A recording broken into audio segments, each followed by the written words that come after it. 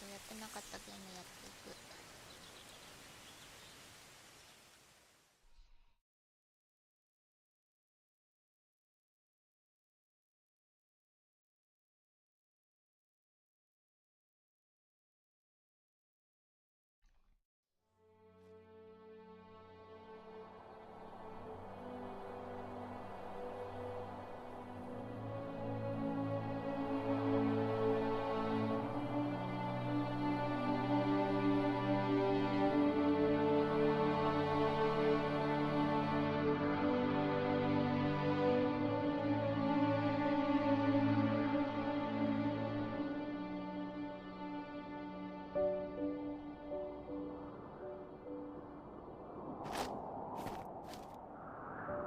Are you awake?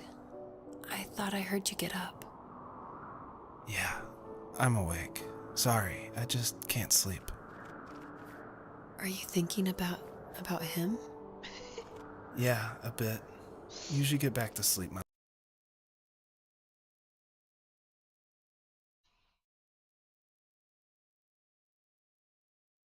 love. I'm fine.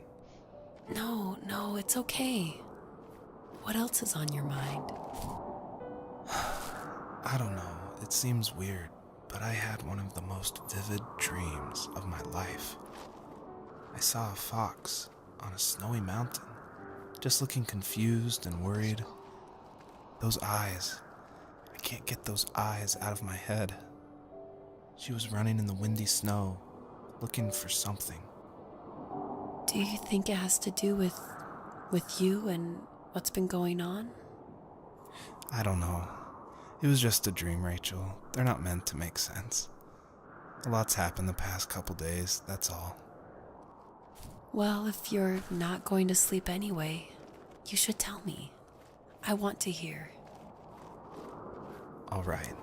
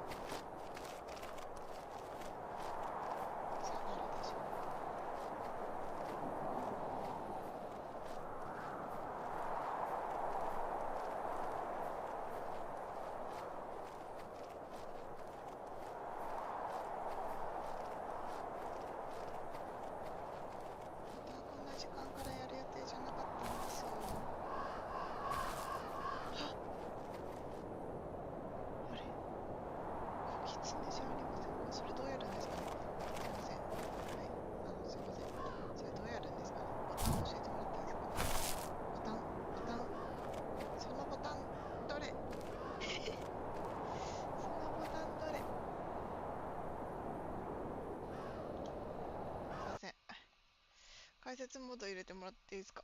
あ、違います。よろしいですか？いいえ。解説してもらっていいですか？ごめんなさい。全然する。あ、わかんね。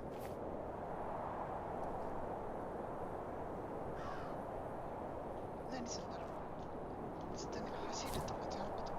なんか出てる。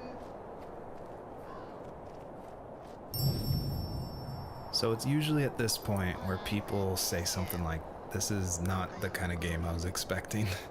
And that happened a lot at PAX West. When I showed it, we'd have little kids play it, but then they see a dead fox cub, or a kit is technically the word, but cub sounds I don't know, it sounds better. Like, Wes Anderson uses it in Fantastic Mr. Fox, so I thought cub would be alright. But anyway, having this game, I wanted it to be more serious.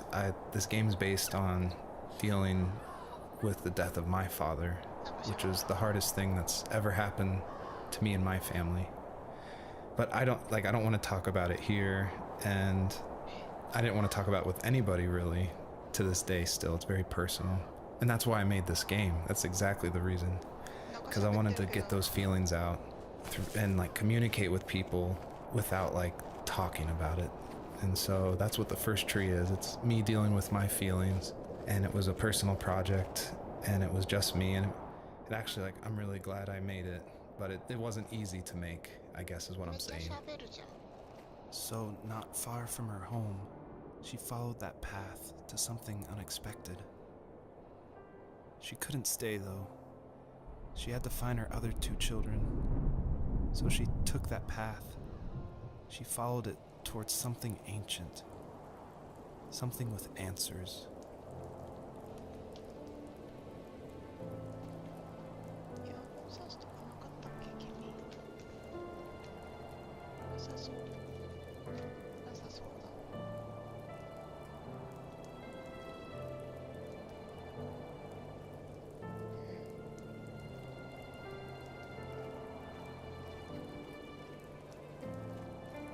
The fox looked high and low, searching for any sign of her cubs.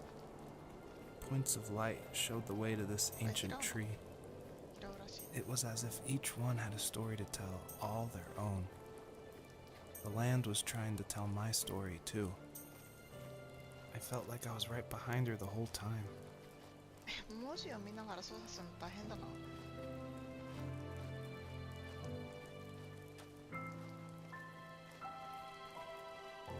食べたい。逃げられた。 The bunnies were added because my wife, Elise, who also voices Rachel in the game, who's also helped a ton to make the game, as we were playing, she just said the world felt kind of empty and not alive enough. So I knew we needed to add some kind of life, and so the bunnies was like the first idea that came to mind. And like most of the game, I used like publicly available assets to speed up production because I was working full-time along with making this game, and we just had our first baby, a little girl named Evelyn. So I was messing with this asset called Herd Sim, and at one point, like the generation script that creates variations of the sizes of the bunny. One time I got out of control and it made like this monster bunny that towered over everybody. And I shared that GIF on Imager and Reddit, and that was a huge hit. It helped definitely gain an audience for this game. But it's hard because this game is like so serious. It's about life and death, not giant bunnies. But I knew I needed something, like a shout out to that, because it was pretty fun. So if you're able to catch all the bunnies on this map, I think there's around 13, then you'll get a special surprise. So good luck. 英語がわからないから何言ってるかわからないね。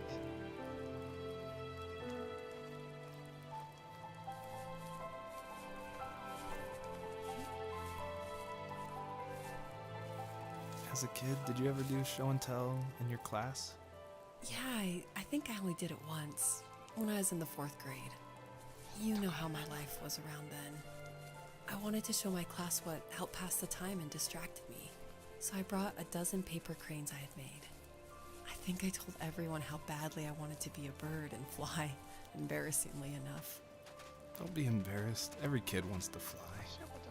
For me, it was another toy from my dad, a wooden boat. I remember guarding it so carefully in my hands as I walked into class. When I sat down, a group of boys immediately made fun of it. They asked which trash can I found it in, or why an ugly log was my favorite toy. When I got up, I didn't even want to tell them my dad had carved it. I said it was a joke gift my friend had given me.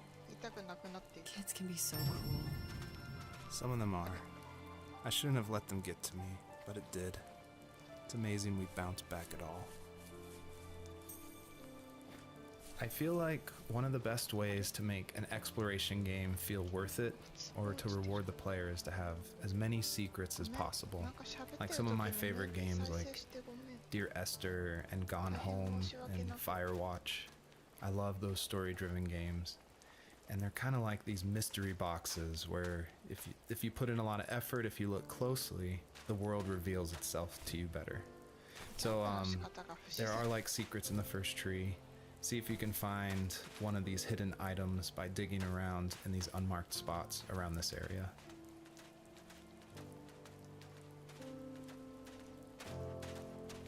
取ったところはキラキラしてないのか。でもこれわかんねえな。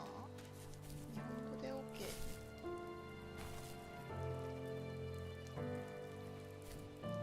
もうちょっと早く走んない。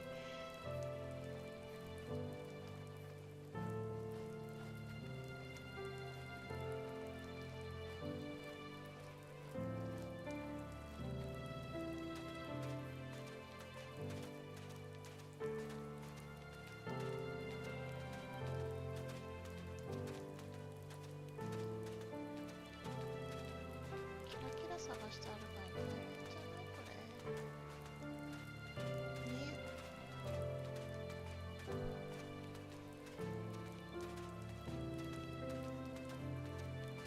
どこに行くのが正解ですか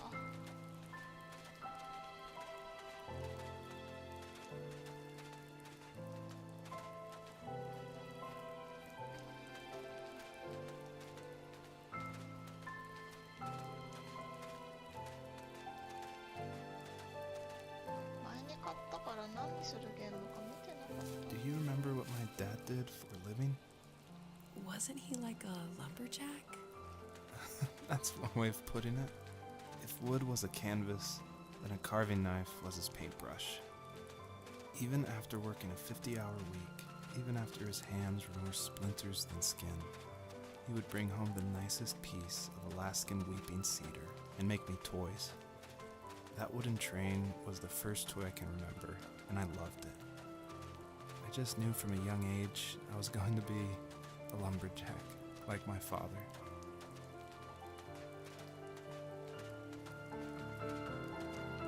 リスニングのお勉強か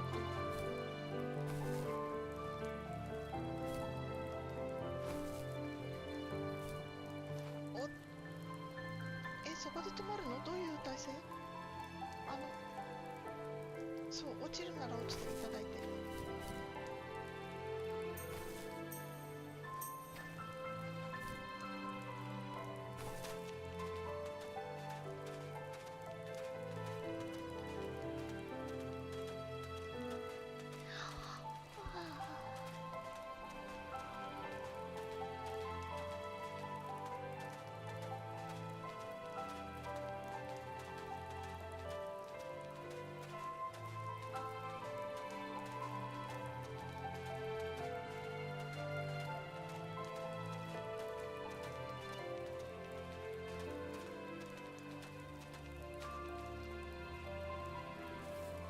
Usually those kids would leave me alone, but somehow they could tell I was different. They made fun of how far away I lived. They called my dad a sourdough. I was a blabbermouth as a kid, telling my dad stories I made up for hours. But after that show and tell, I didn't tell him much anymore. He didn't know exactly what was wrong, but his best guess was that the toys he carved weren't cool enough. He carved me a tank and tried to tell me what it was like to be in a real tank as a serviceman. I didn't know your dad was in the military. Yeah, in the army. The sad thing is that I'd pretty much forgotten until just now. There's so much I still don't know about him. I'm sorry. He knows how much you love him. You're going to see him again soon and have some closure, I'm sure.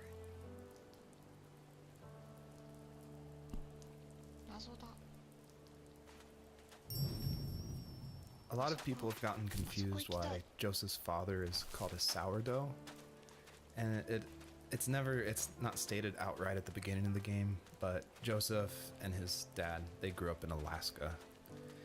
And I don't have a real connection to Alaska except through friends who lived there, and it was also the place that me and my dad were gonna go right before he passed away. But I love the idea of Alaska being like this beautiful solitary place. But anyway, what that has to do with sourdough is it's an Alaskan slang term about like someone who lives in the backwoods, like a redneck in Alaska. So I thought that was just to put some authenticity into the game. I added that word. 音量がどうなってんのかはさっぱりわからんのよな。うわあ。どうした？ここジャンプしたの？戦車ある本物の。これジャイロあんの？ないよね。びっくりした。あっち。落ちたら死ぬかな。へい。あ、強い。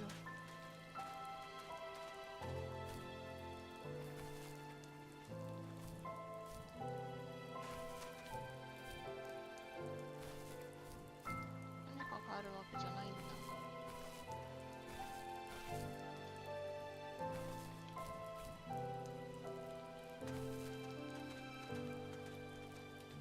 何するゲームですかね。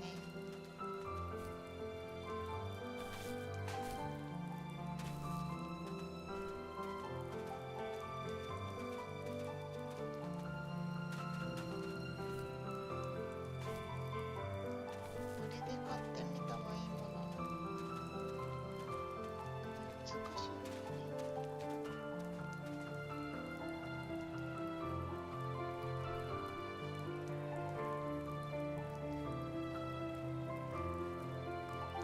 順路あんのかな。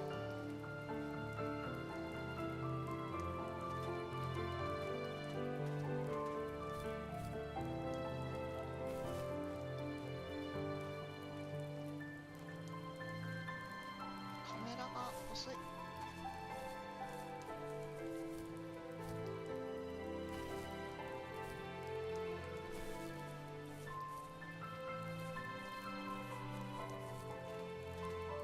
しかも最初字幕が出てなかったせいで何言ってたかさっぱりわかんない。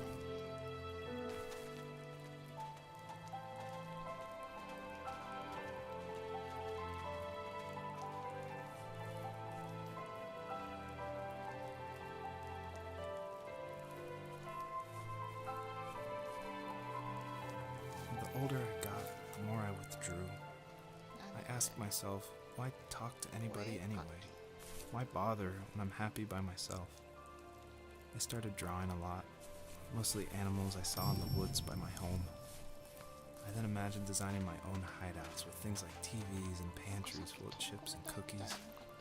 I think that idea of leaving home and drawing blueprints started my career. I found a lot of solace in that. I'm not surprised, but I did the same thing, you know? There's something special about having a place to call your own. And now look at us. Well, if you count renting in an overpriced city. It's as close as we can get for now. Thought it was important to say that, yes, I actually did draw this with crayons. And it was just funny to me one day that I was like, I'm working on my game, and I pulled out my little 1-year-old's like crayon set to draw this item for this game. I just realized just now that I probably threw away the original. I probably should have kept it and given it away to somebody, but oh well. I feel like one of the main reasons people play small indie games is because they are so personal and intimate. So I tried to put myself into this game as much as possible. So almost all the vignettes or little stories you hear in this game, they come from my childhood, where I grew up in the middle of nowhere in Central Virginia in the United States. So yeah, that's probably why I love games like this so much, where you explore this open, wide environment and just find interesting things, because that's exactly what I did as a kid. なんかすごい遠い。すごい遠いよ。子供の痕跡を拾うっていうけど。ヒュー。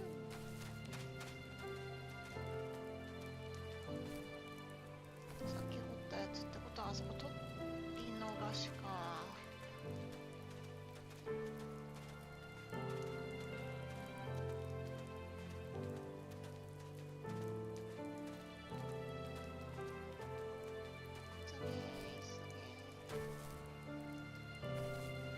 しても遅いだけかな。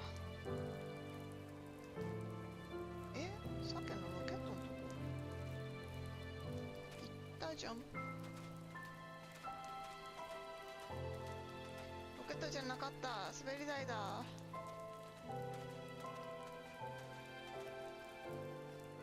滑れるかな。こういうの幼稚園にあるよね。よいしょ。滑んなかった別に。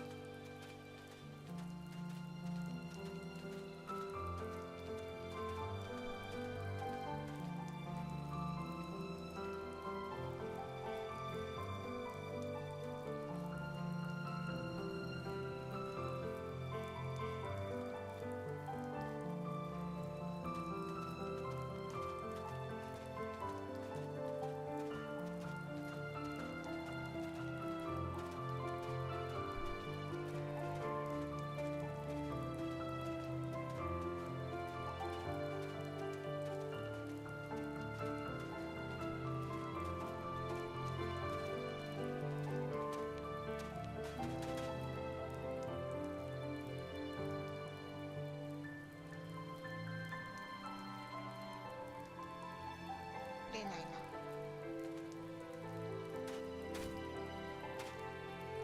ちゃんと敵ここご利用して登れない。登れると思う。お前ならやれるって。頑張れ。登ってないわ。ダブルジャンプできなくなったくさ。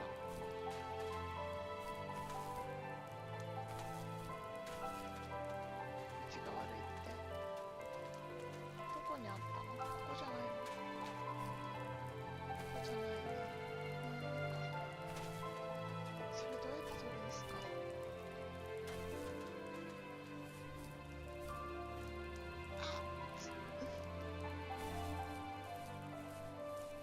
詰まってる詰まってる。外れてますね、キツネさん。こ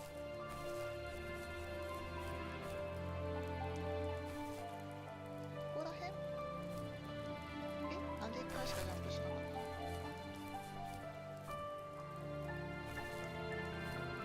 取れた。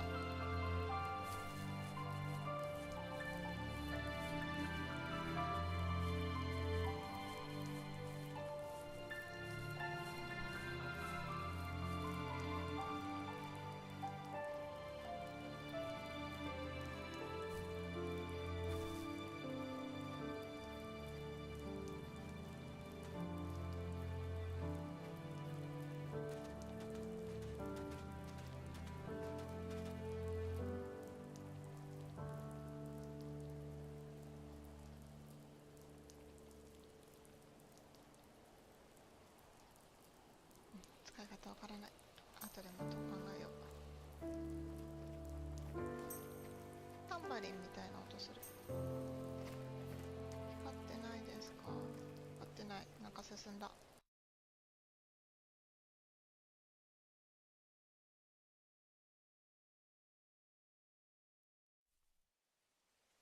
緑。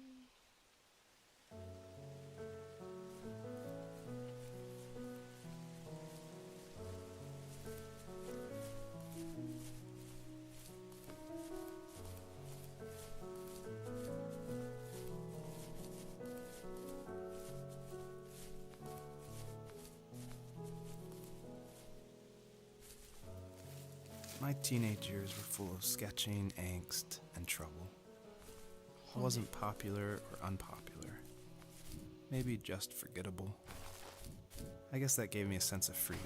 So I hung out with crazy kids, doing crazy things, even though I mostly just watched the chaos ensue. We did it all. Put fireworks in mailboxes, hide roadkill in people's garages, break windows of the barber shop in Anchorage.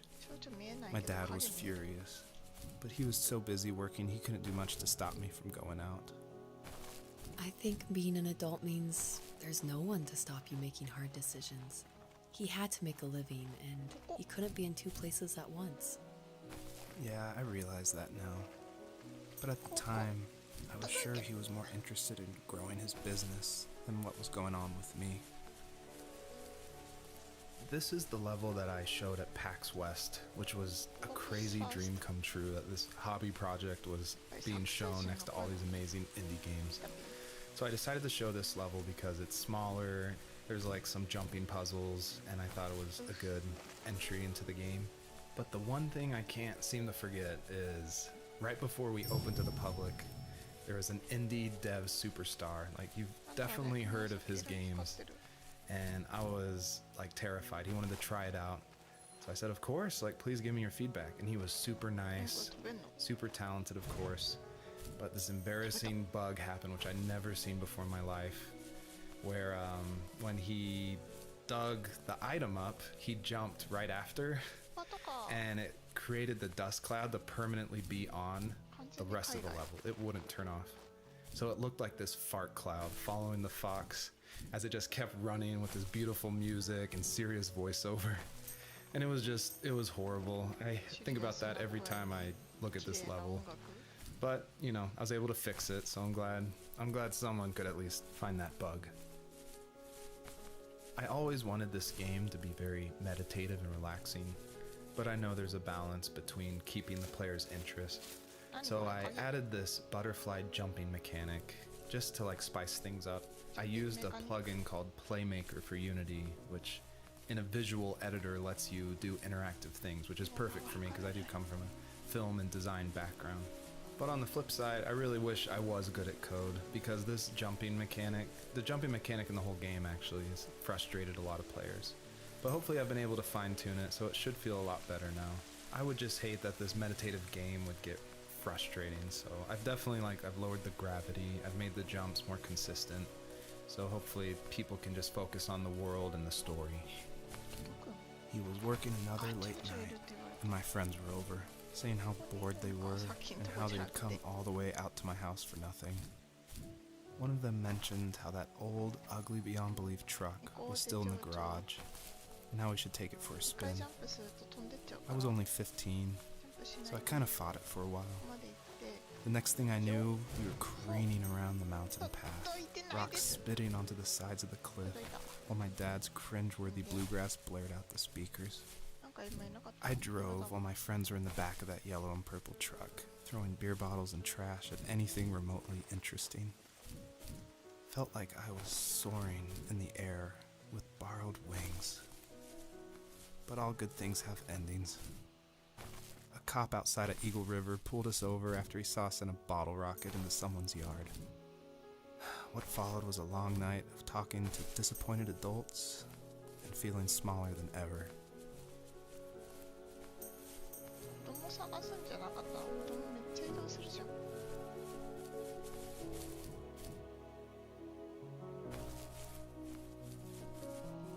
取り逃してもまあ影響なさそうな気はするけど、なんだかなんだか。ここまで登ってきたので降りるんですか？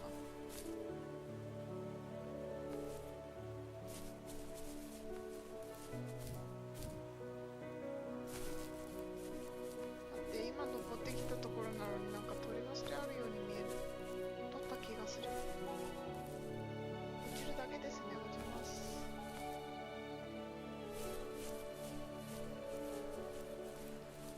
また蝶々？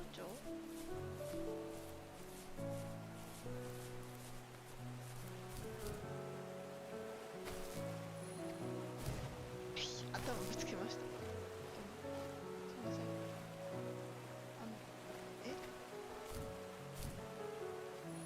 ついた。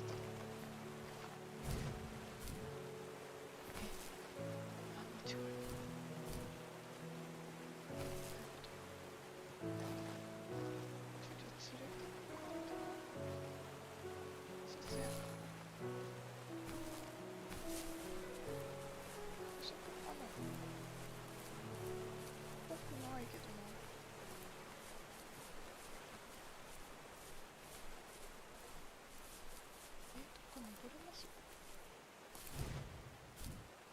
無理ですね、無理ですね、無理でした。は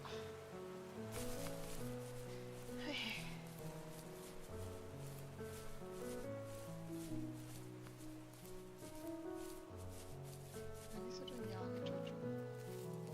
After he drove me home from the police station, I blew up at him, saying how I never wanted to be like him, how I was gonna be someone and leave that hick icebox for good. He just looked forward at the road with tired eyes. I took out that bluegrass tape from the cassette deck and chucked it out the window. In my sage teenage wisdom, I thought I proved the ultimate point. But my dad had a different idea. He slammed the brakes, slowly bowed his head while gripping the steering wheel, and finally looked at me. All he said, like it was a polite request, was, "Make this right." I sat there in silence, fuming, but I eventually got out and combed every square inch of the woods, muttering profanity after profanity. I found it 30 minutes later, near a small waterfall off the road. I went back to the truck, put the wet tape back in, and sure enough, it worked. We didn't speak another word to each other the rest of the night. Wow, I knew you were a crazy teenager, but... It's hard to believe, isn't it? It surprises me too. It's like I didn't really know who that kid was back then. I bet my dad thought the same thing over and over. It's almost like he was saying, "Make this right," to himself, more than to me.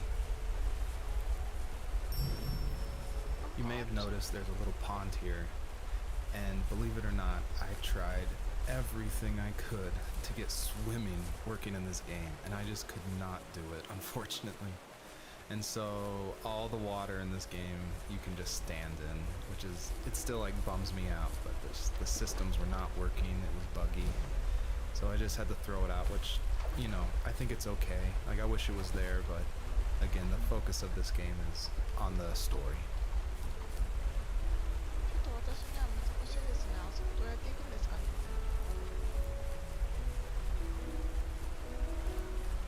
そうないの？なんか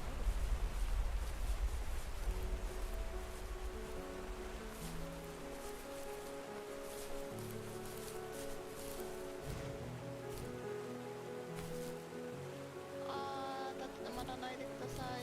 ありがとう。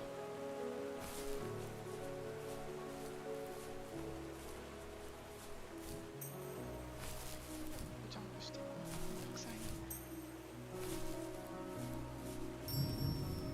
My biggest hope for the players that are playing is that they realize how similar these two parallel stories are, of this fox looking for her missing cubs, and also of this son reconnecting with his father.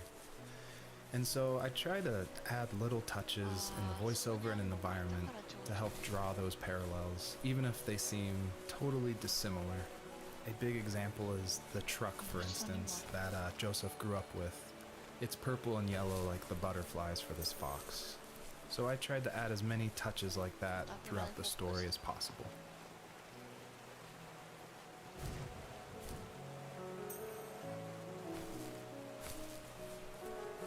上の頂上わかんねえな。なんだろうな。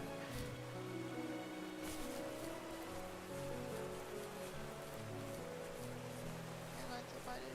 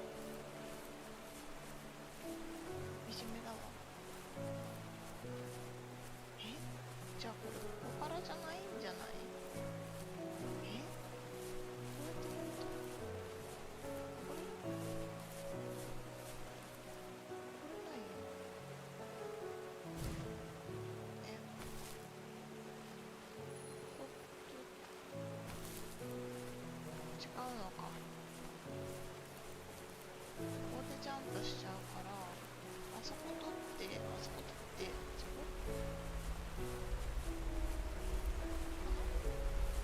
こジャンプなしで登れなかった。登れるか。登れるの。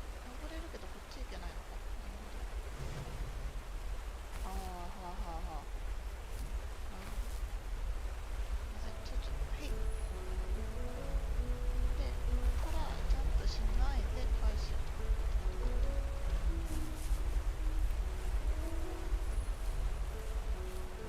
ちょっと気持ち悪い。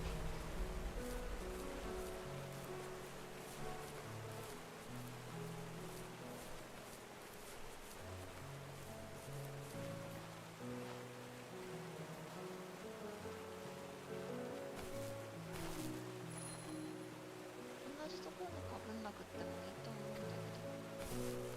で、3枚取ったから、これを持 My って、friends would laugh about that night and talk about how crazy it was, and I laughed along, pretending it didn't bother me. But it did. I imagined my friends growing old in the bush, unable to find that thrill in those godforsaken ice fields. It's like those mountains were a literal wall, keeping me from leaving, where all I would have to look forward to are lumber yards and evening beers. I had to climb over. That was my only goal for a long time.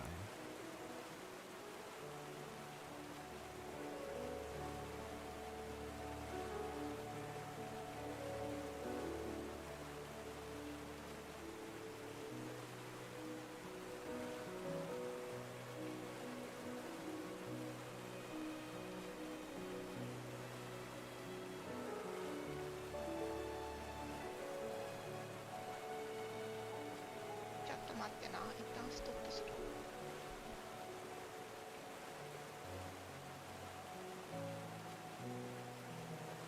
ストップしなくても画面変わってきたからいいや。なんでエラー起きた？画面見てなかった。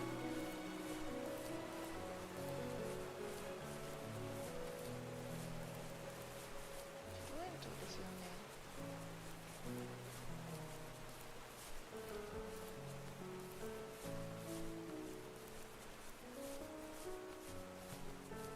で、ここ来て、よいしょ。取れた。ギリギリ。取ったよね。取ったね。オッケ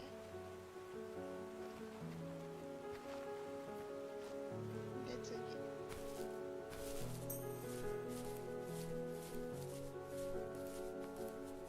何するゲームだ。英語わかればもうちょっと楽しかったのか。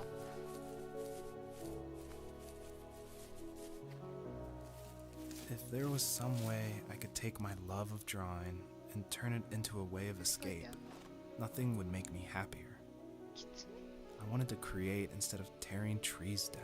きつね。 I wanted to move to the lower 48, not because I hated it there in Alaska, but I hated the idea of it. It's like all of that spite inside me had created this monster which followed me around my whole teenage years. I put so much energy into doing what others didn't expect of me. Why did I do that? There's one fact you're forgetting, though. If you didn't have that fire in you, we probably would have never met. You're absolutely right. Maybe the destination is all that matters in the end. But then why am I awake? Why am I seeing this fox go on her journey? And why can't I stop thinking about my dad? さあ。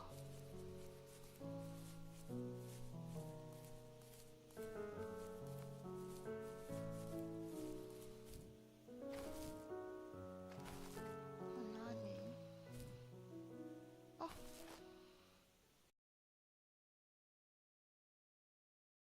え？何？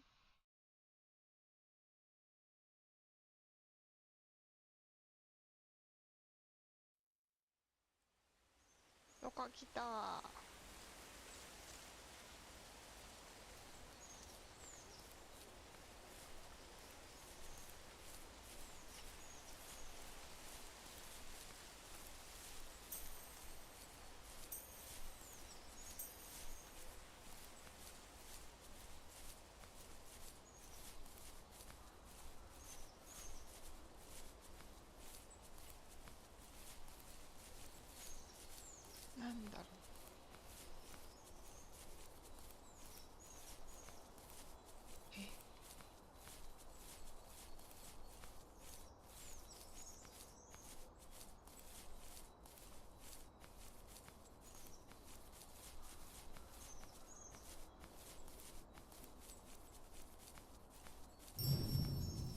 Almost all stories follow the same kind of structure.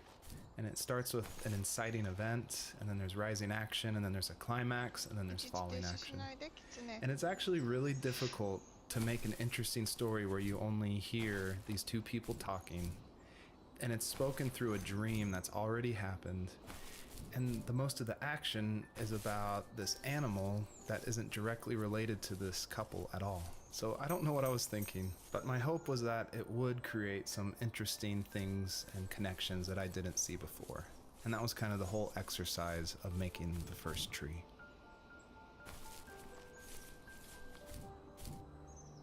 あ、やばい、やばい、やばい、やばい、やばい。ちょっと様子見しすぎた。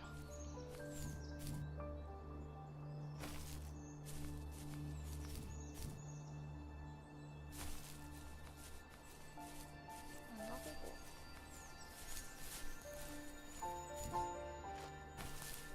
何これ。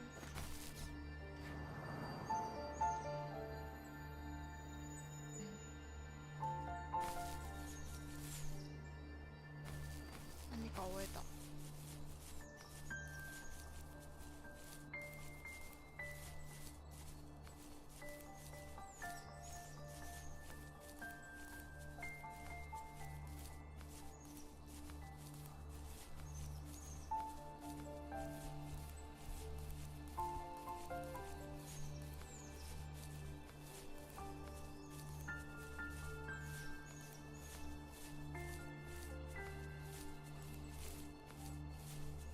気になってたやつなのか。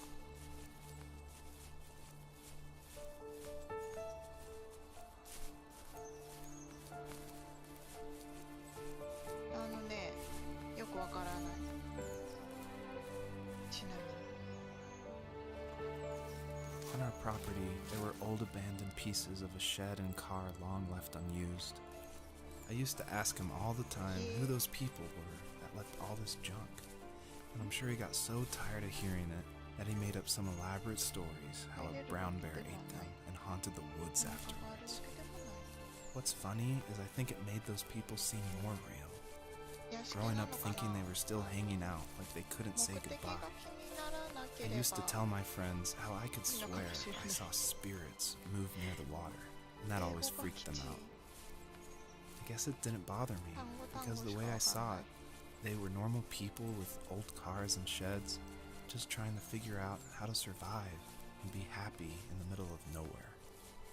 It was a cool thought that they didn't want to leave, but you know, I was a weird kid. Well, you had good company since those ghosts like living in a place where they were brutally devoured. 通り過ぎた。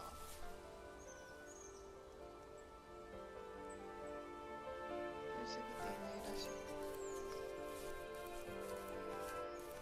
眠たくなる素敵なゲームです。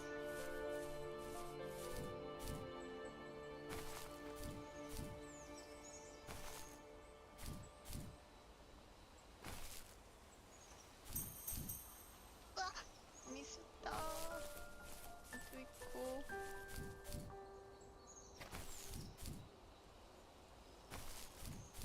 何も考えずに飛び込む。ラスカール。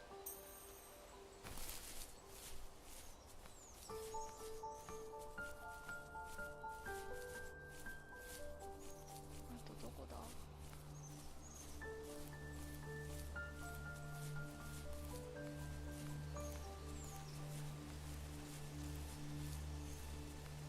なんだこの茨。最後に来るんかな。 Even at my most distant, at the times when I detested him the most, he kept reaching out. For a year straight, he asked me every week when we were going camping.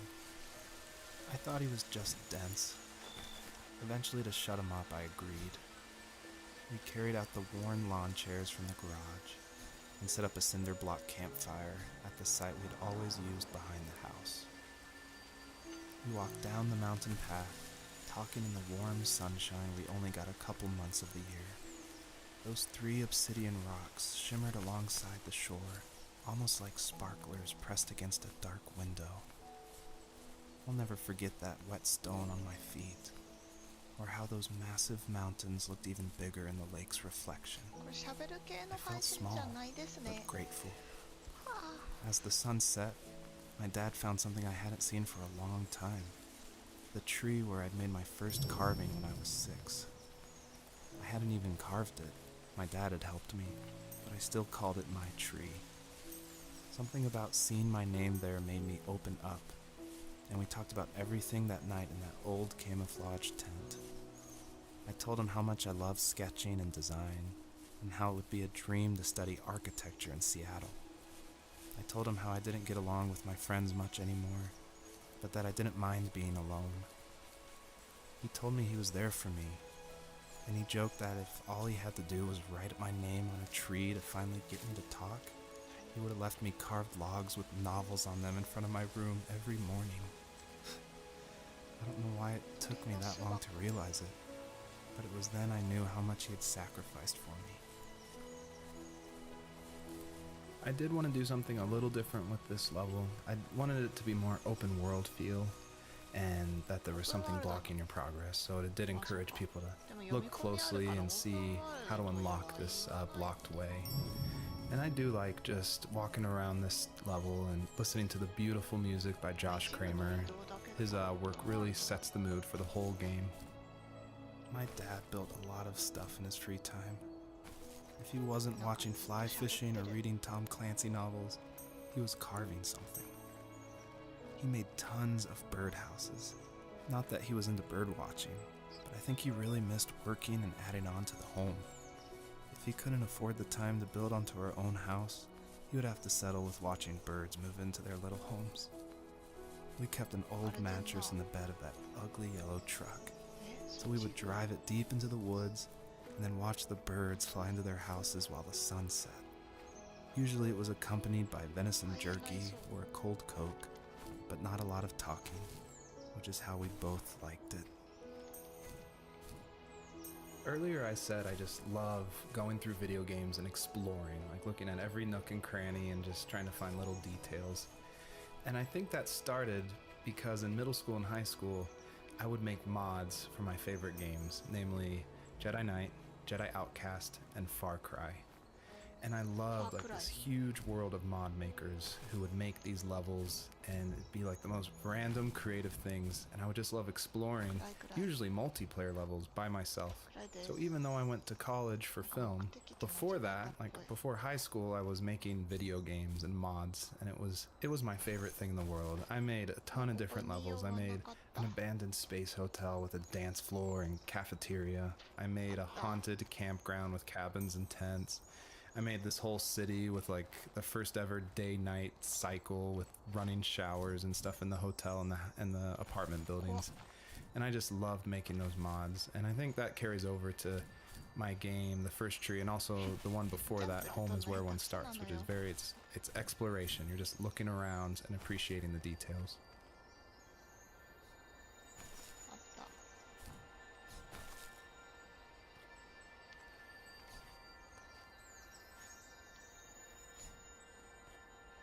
それ難しいんですよ。すいません。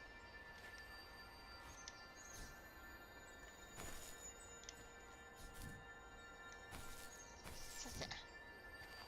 取らせてもらっていいですか。ハマってます。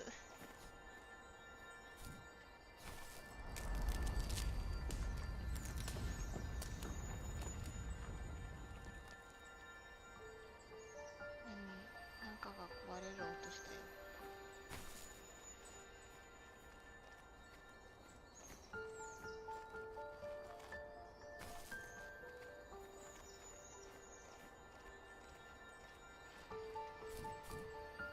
白い石になったのに光り輝いてんだろうな。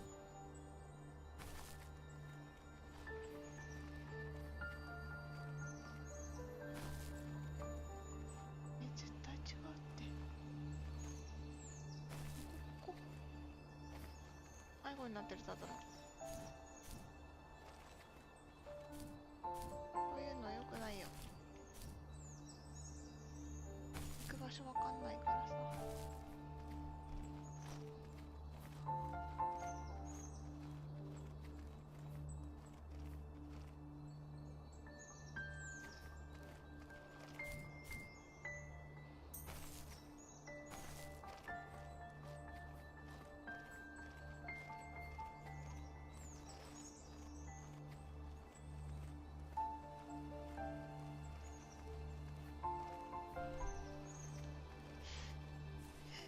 とどうすればいいんだ。見つけたぞ。なんか落としてたけど、どこでっていう。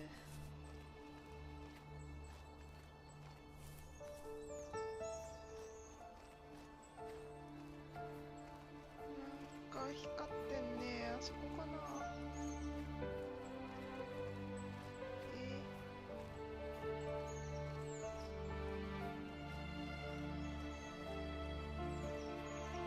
行き詰まった。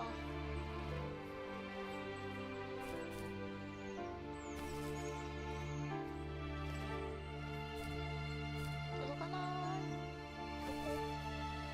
どこ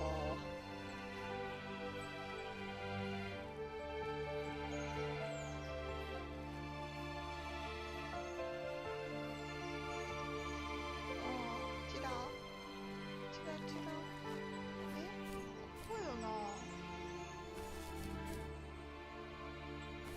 何これやったよ。や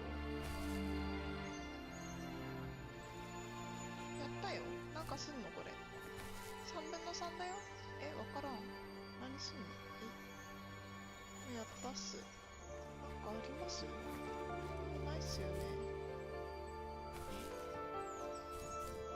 なんもないっすよ。これさ、暗い山でさ、なんか光られてもさ、どこに行くべきかわからん。そう、眠くなるの。私もね、始めてもう結構やってるのかな。何分やってるかわかんないけど、とても眠い。はわ。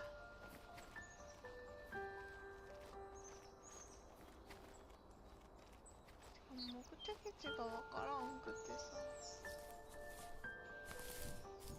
なんとなくご利用しでキツネにジャンプしてもらってるんだけど。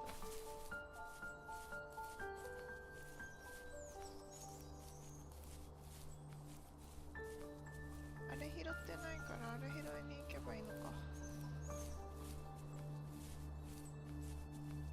なんかいろんなものがね転がってる。マジ曇ってる。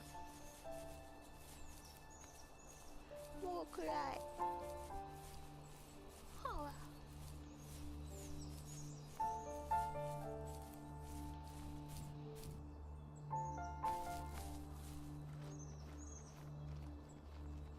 でこのキラキラを集めてさ、何するのかわかんないのと、掘って We were happiest underneath the evergreens. 満足 We したって decided か、 it was これ time が to 何か finally わか map out the hundreds of acres we あ lived そこの on キラキラ just ちょ to っと pass や the ん time な。 during the summer. He was only free in the evenings, so I would spend the day wasting 迷子だ time よ。 on dial-up internet and 迷子 sketching, だよ。 and then we would rush into the woods, pen and map in hand, before evening fell. Sometimes the aurora borealis would cast a cold green glow on the mountainside, and we would finish our route underneath a twilight sky. Sometimes I was lonely during those summer days, but there was comfort in the routine. A lot of teenagers aren't looking for the daily grind, man. though. There's nothing wrong with wanting to get out, to leave your childhood home. You wanted to progress, to make 光 something っ of てると yourself. ころにナレーションうる Yeah, you're さい right. でしょ。ず That っと喋っ house. てんの。 I'm sure 永 it's 遠 the に same 喋 as っ how て I んの。 left it. Then why does it feel so different? でもね、 I doubt you're the 行く only 方 adult to 法 have もわ looked か back んない。これ and は asked that オー question. プンワールドらしくって半分そのせいで景色をね見ながらぐるぐるぐるぐるぐるぐる回ってるんですけど、もしかして取りに行くとこあそこが最後だったのかな。あそこの茨がなくなって通れるようになってたら、そう、あっち、絶対あっち。とりあえず茨があった方に向かおう。半オープンワールドだと逆にね、行く場所がわからなくなってくるから困惑だよね。若干道に迷ってもいいよ。道なき道なんですけどね。これ走ってんだぜ。歩くとこんなに遅いの。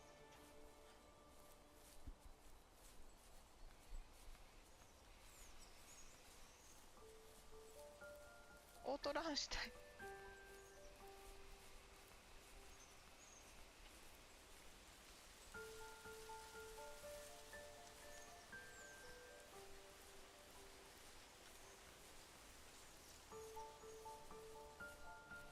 あ、とても綺麗だよ。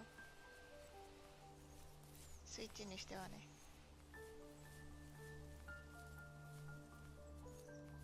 なんか光ってんな。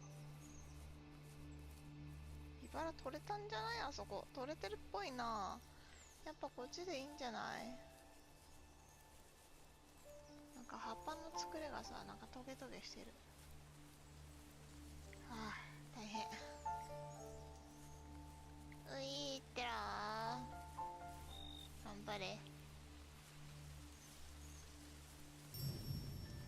I don't think the first tree could work at all without the music by Josh Kramer.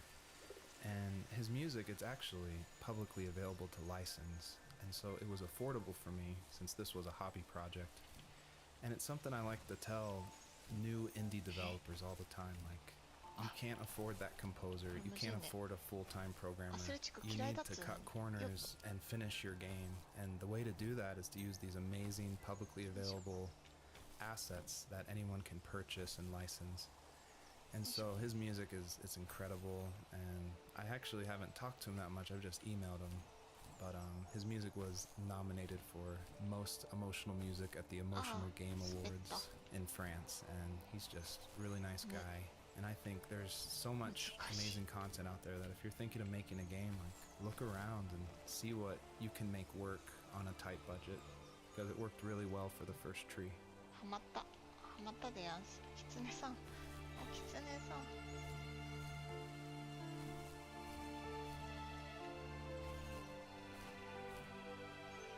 よし、ナイス。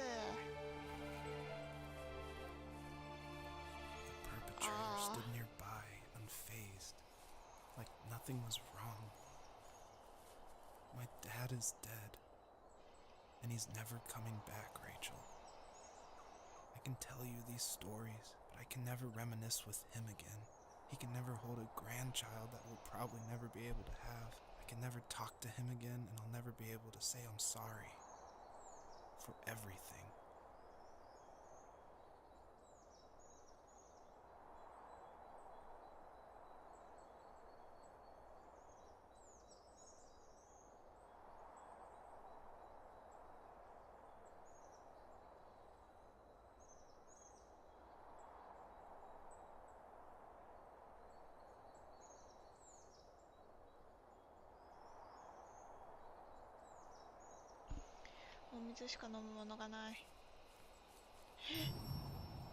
It was really important to me that the wolf in this story that takes the fox's cubs, that it wasn't explained at all. Like, it's just this entity that's in the background. And of course, it's supposed to represent something bigger than a wolf or even the fox. It's supposed to represent, like, the specter of death. And it comes when you least expect it. There's no justification. He's just there, always watching.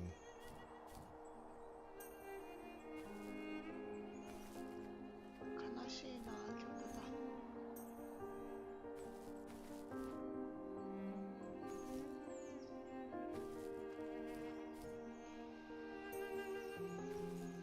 あれ、キツネじゃないでしょ、どうやったって。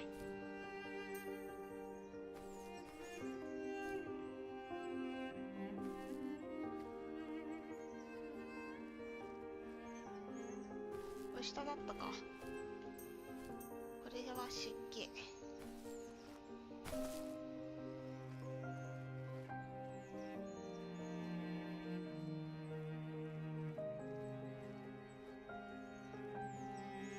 いはい、了解よ。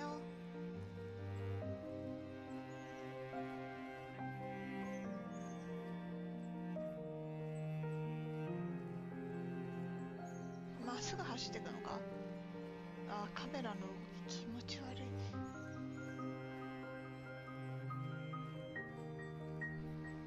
とりあえずまっすぐ走ります。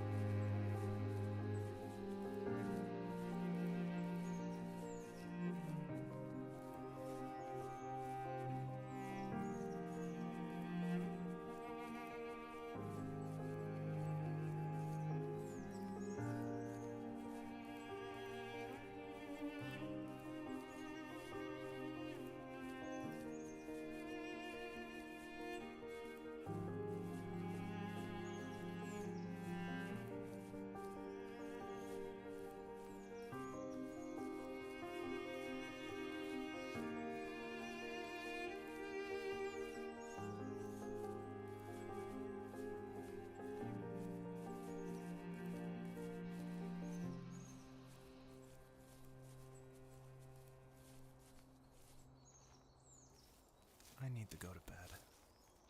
I just can't talk about this anymore. Good night. 手紙だな。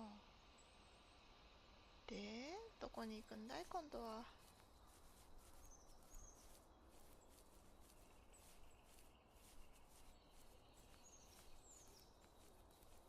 でっかいオカンみたいな何だったんだろう。わからん。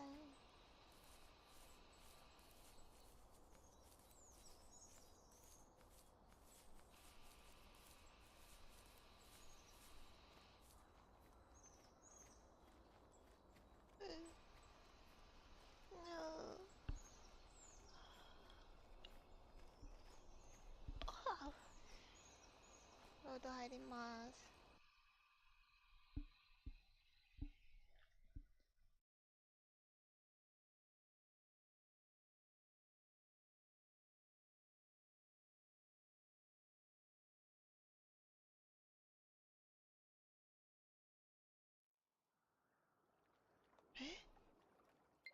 あ、電池少ないって言われました。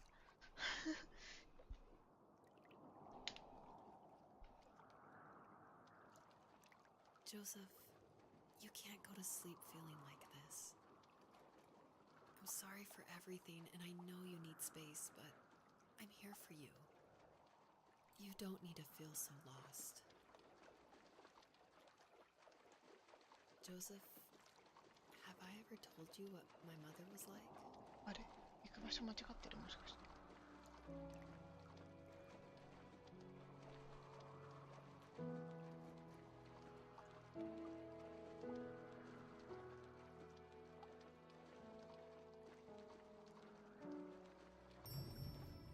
Hello, my name is Elise Whaley, and I was the voice actress for Rachel. I'm also David's wife. So that was convenient for working together. I was actually the voice actress for his first game, Home is Where One Starts. 声優さんか。And I guess that I did a good enough 何こ job れ、 that David 鹿？ wanted me back, so I did the voice acting for this one as well. David definitely coached me through it because I'm pretty inexperienced when it comes to that. Home is Where One Starts was my first time ever doing voice acting of any kind. And we watched a lot of trailers of movies we liked to get the voice right of female leads who were talking in the trailer and try to mimic that and bring that into the game so that had the right kind of feel and the right kind of atmosphere for the voice. My character actually is the same character from Home is Where One Starts. If you've played that game, you probably connected that together. And this is her probably about 15 years later, maybe 20 years later in this game. I was happy to revisit the character of Rachel. We kind of leave her in an ambiguous spot in Home is Where One Starts. It definitely ends on a hopeful note, but there's not a lot of details. And in this game, you see that she's able to move on through a lot of her issues that she had from her abusive home and be able to start her own family and start a new cycle without that abuse, which I think is really inspiring. You know what it's like not to have a mom at home. And you know how hard that made my childhood. What helped me was watching the birds in the morning before the school bus came. I thought that my mother was one of those birds, and it made me want to be free like her. My mom taught me how to fold origami cranes while she was in the hospital. So I told myself I would fold one every day until I could fly myself. So it's always interesting working with your spouse because, especially on a creative project, because they want your feedback, but it's something that's also dear to their heart, and they're dear to your heart, and you definitely don't want to hurt their feelings. So I was a little nervous when David asked me, he had finally finished writing the script, and he asked me to go over it and see what I thought. And I had minored in English. I majored in art, but I minored in English, so I felt like I had a little bit of experience. But I was definitely like a little scared because you don't want to be too harsh, but you also want to be honest. And it was the biggest relief when I read the script. And I was like, oh good, my husband's a good writer. I don't have to change that much about this, just a few like grammatical things. And that was just like the biggest relief for me because it can be a tricky balance working with your spouse and making sure that that honesty is there, but also that love and the support is there as well. I think we both have always loved animals. And for me, that love started Amai. with a dog. Sometimes this Rottweiler would come up to our property line and wait at the fence for me, but only once in a while. 私いつ I の間 was に sure to check every day immediately after school, and it usually ended in disappointment.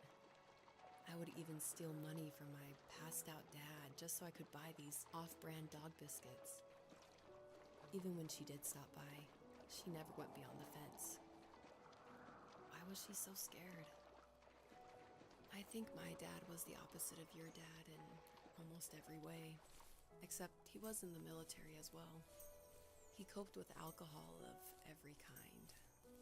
The trailer started falling apart, he got angry, and I withdrew. More and more, I became the weird, quiet kid who made lots of origami birds and carried dog biscuits around. I think we were pretty similar when it came to being the weird kids. And that same sincerity in college was one of the reasons I was so drawn to you. Life got worse and worse, and at one point, I really didn't think I could う survive ちの another 子 day 知らん with か my す sister ごい intact. 穏やかな顔してん I ね had no real friends, let alone neighbors, since we lived in the middle of nowhere. I should have talked to my きつめよ teacher, but I was scared what he would do if he found out. As I waited for the school bus one 一 morning, 応肉食なん I だが walked around until I found something in an abandoned shed. どこに行くんだ Something I can't put into Wake up. words. So we're talking about Home is where one starts a lot. So if you haven't played that game, maybe this doesn't make as much sense, or maybe this is a little plug that you should go play it. But in that game, it actually features one of my artworks. I work as an artist and paper cutting actually, and David used one of my artworks as a graffitied stencil in Home is where one starts. That's against the wall of this shack. And it actually shows up again 行 in く場 the 所 first 違っ tree, たら just ル a ート違っ fragment た of it. とかそんなことあ The るん first かな tree, the title actually comes from one of my わかんないけど。 artworks that I made back in 2015, I want to say. And I made this artwork while I was pregnant with our first child. And it had a lot of meaning for me, and David actually helped me come up with the title. And he asked because I was really struggling. I was like, I have no idea what to call this, and I always go to David for Are they- title ideas and to bounce ideas off of him, and that's like the only way I can ever come up with a title is by talking with him. So we were talking back and forth and looking at this artwork, and he said, well, what kind of like movies or shows were you watching while you're making the artwork? Because my work's pretty tedious, so sometimes I'll watch a show or do some Netflix binging while I'm creating it. And I was like, oh, I actually watched Tree of Life a ton. And then we're like, Tree of Life. And we started thinking more about that and then arrived at the first tree. So it started off as one of my artworks and then became a part of David's art, which I think is really cool that we were able to share that title. I summoned courage I didn't know I had, and I broke into my dad's room and found the key to the shed where he had locked my bike. I'll never forget that feeling. The wind rushing by my ears as the sun rose over fields of wheat.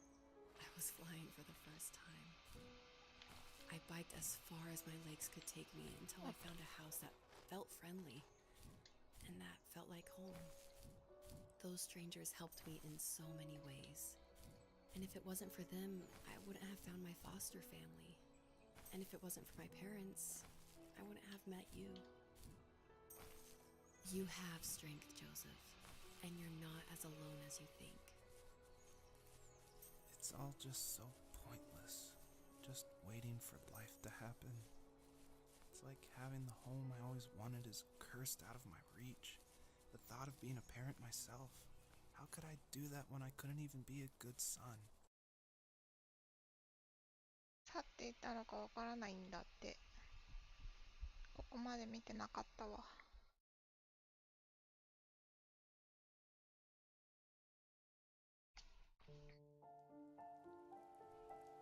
ごめんね。喋ってる途中で移動して。また歩い The てる。 fox knew her last cub would be waiting for her at the first tree. 何 She was almost there. The rain cascaded onto the jade valley where the entrance to the tree was. Life was protected there, because that's where あ、 life 足り began. ない。あー、高い高い高い。 There was now only a mother and a daughter left. Items from my life still dotted the ground as she moved closer to her destination. あそこ高くない？登れんの？集めらんなかったけど。集めんのかな、後に。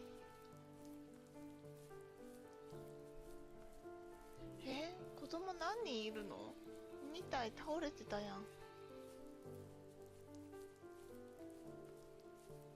何匹いるんですか、あなたのお子さん。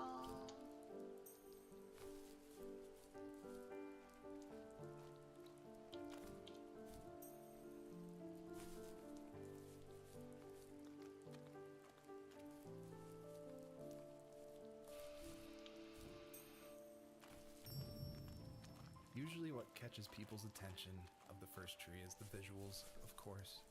And I was inspired by a lot of people making these levels. The second level is inspired by just these beautiful autumn photos of a real forest. And this level, the Jade Valley, is inspired by the artwork of Heather Penn, who did the Overland games. I just love those 写真 greens with a lot of gray in it. I love the strong vignettes in the corners of the frame. これさっきの And of 崖 course, this じゃない environment な。 pack もう was ちょっ made と by あっちなん the だけど。 very talented Swedish designer 登れんのかな？ Mikael Gustafsson. And of course, そっか、 his 行けると initial か。 designs inspired me, and I was able to build off of 行 that. けるかな？ And I'm really grateful that he allowed his 行けそう environment だ pack to be な。 made publicly available. こんにちは。 At the end of high school, I felt something I hadn't felt in a long time. 行 Drive. けるかな？ I looked into the best architecture schools on the 厳 West し Coast, そうな then got a dose of 雰囲 reality 気を when 醸し looking 出 at し other ている。 students' portfolios あ、無理でし and た。 the high cost of ごめん tuition. なさい。帰ります。 I still wanted to be something, to be the next Alvaro Siza, and to make those thousands of フレン sketches ドが worth これその something まま上 in に my 出てしまう grand ね。キャプチャー history. してるからね。 But now even an internship sounds もし impossible. かしたら。 Siza helped me understand how essential emotion is in architecture, and he also said light is the real composer of space. I like to think these glints of light, like not finding a job or even a strange dream about a fox, are something I should be thankful for, even if the illuminated space is something I'm less than comfortable with.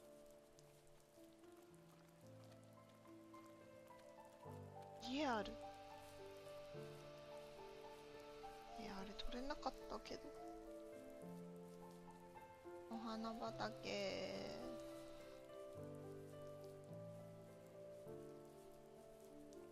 でかっ花。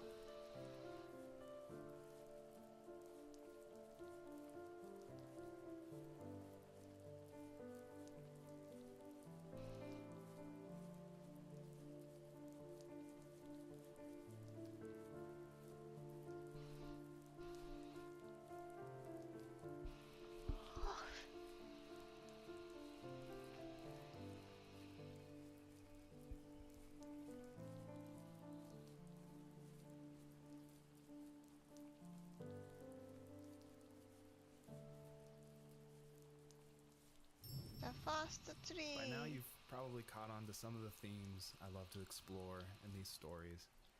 And the big one is of this tree, the first tree on Earth. And a lot of people have asked me, what does that mean? Why a tree? And basically, it boils down to this delicate balance between nature and its relationship with life and death. And I love these あっち光 stories ってんだ where よな。あ they あ、そこ put も like 光ってるわ。 these microscopic relationships, like something of Eh, like number a lang father ko na? and a son, and juxtapose it number lang next to desu, this soko. epic story of like the creation of the ぐ universe るぐる行くん and か the な。 first tree on Earth, and how they can be equally as important, because in my mind, like, my family is as important as like the creation of the earth. And it reminds me of like some of the stories I love, like The Road by Cormac McCarthy, or The Tree of Life by Terrence Malick. Basically, I wanted to make sure the player felt that there was a higher power than themselves, 救急車 and で合 that って there ん was な。 something 522って watching 書いてある over わ。 them as they went through this story.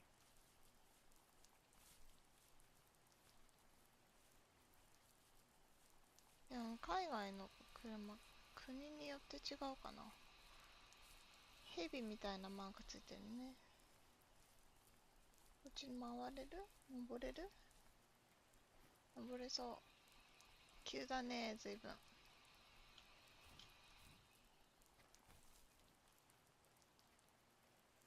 上も行けちゃうの？もしかして。なんかある。うわ。あ、待って待って待って待って、滑る滑る。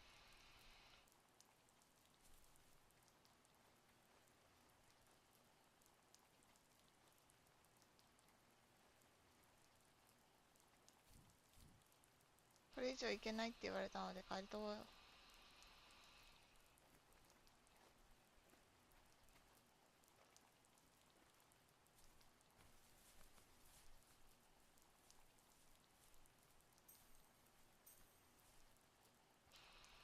あ、いけない。あ、落ちないんだ、じゃあ。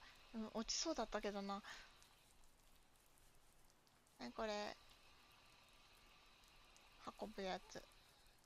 名前わかんない。ショベルカーじゃなくて、ダンプカーじゃなくて、クレーンじゃなくて、なんだっけ。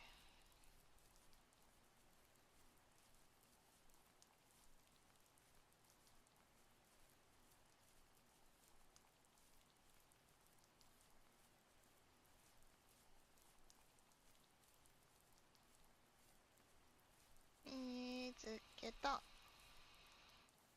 Was that the last time you talked to him? No, Nani? I called on holidays. なんで充電してんのに電池ないって言われるんですか？ I guess we acted like nothing ever happened, which was stupid. Didn't want to ask about his lumberyard. 何かわか I'm んな sure か he っ didn't た。 want to ask about my job search. I never went back and visited. I think the last conversation we had was about what movies we had seen and what exactly a best boy is in the credits. I thought he would be here so much longer. 全然会話聞いてない。ごめん。全然何にも聞いてない。なんかあそこ光ってる。ここまで登ってきたのに。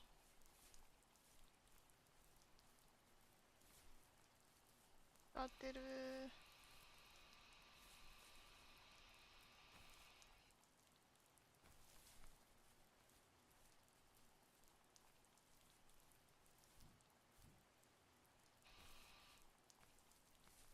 光ってますね。見てないですね。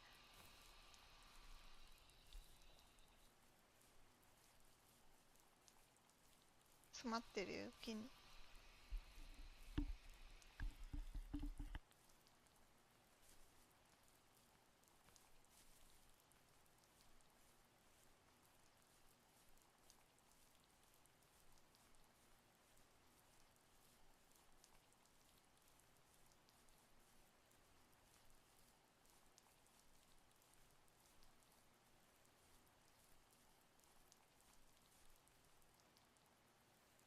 My dad was super supportive with my college plans.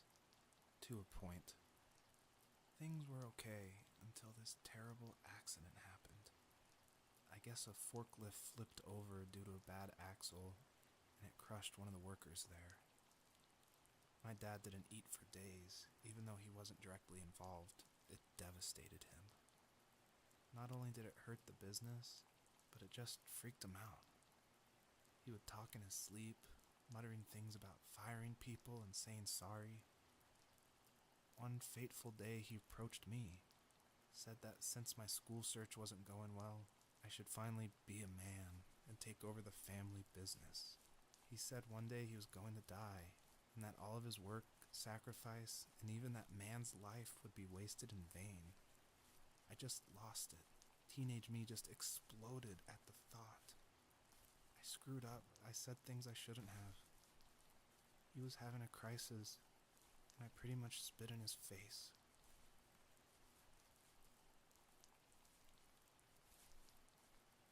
答えはフォークリフトでした。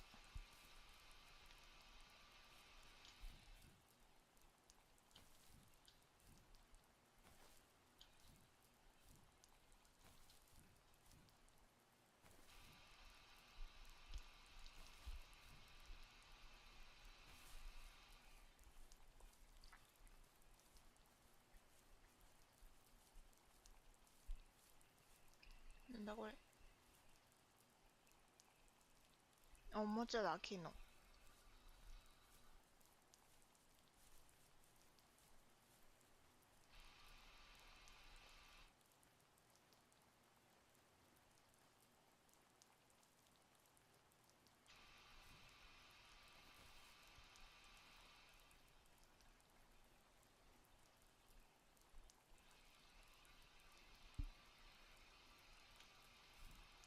家。家に行くのは正解？外れな気がする。そっちなの？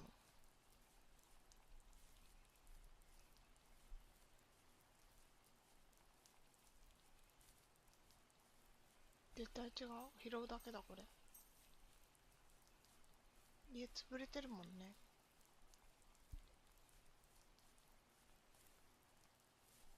何もないこの家。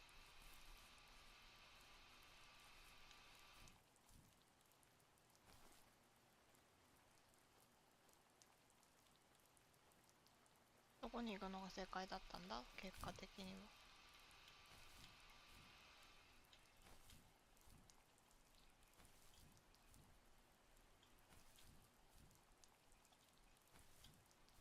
道なき道を行くよ狐。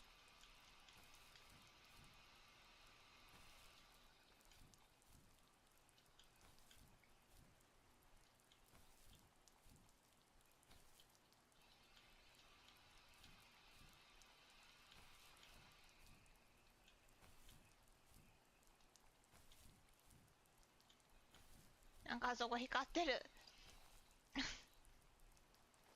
ここまで来たのに。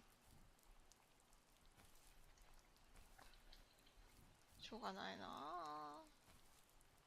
拾いに行ってやんよ。絶対道間違ってる。その自覚はある。雨音ってさ、聞いてると眠くなってしまうよね。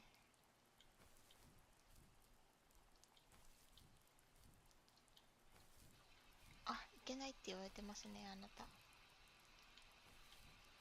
いけない境界を越えようとしている。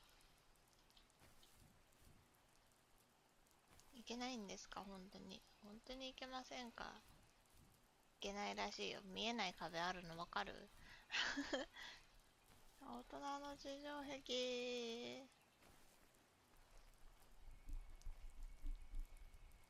よいしょ。こらしょ。どこいしょ。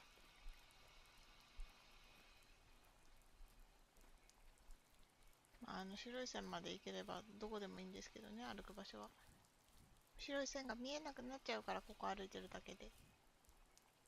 あそこにもなんかキラキラしてるのがあるように見えるけど、錯覚かな？錯覚だと言って降りたくない。落ちそう。あるあるうふ病院のベッドじゃん。何？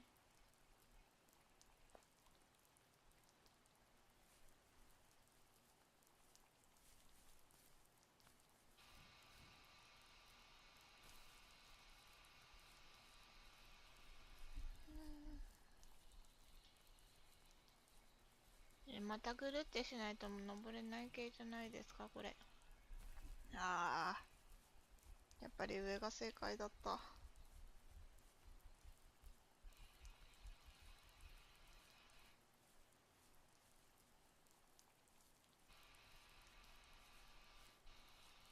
ぐすんぐすん。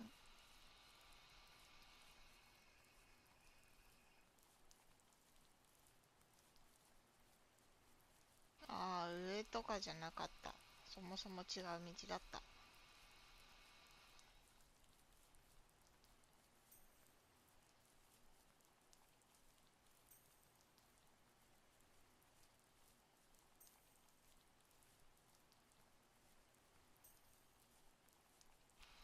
これだから迷子はよ。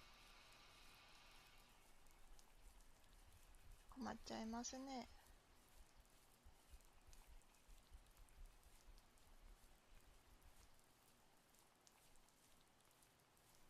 あ、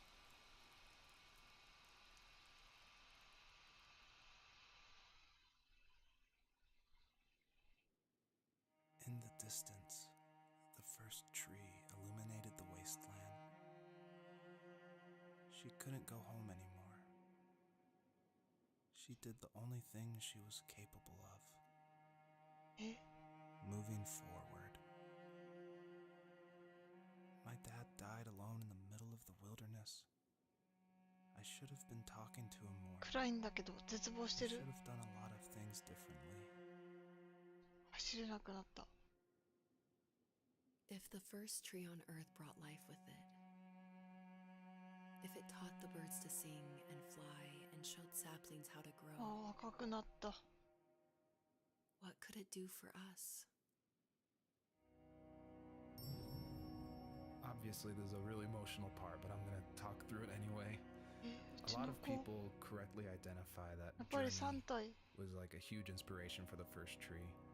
And this part, it is like a callback to that part where you're climbing up the mountain with your friend you don't know, and it just gets snowier and snowier, and you just keep going, and then eventually you collapse. And that part, that made a huge impact on me. And I don't even own a PlayStation 3 or 4. I rented a PlayStation from like a rent-a-center right after PlayStation. completing Home is Where One Starts, just because I'd heard so much about it. And everyone was right. It was a very impactful game, and it definitely inspired the first tree.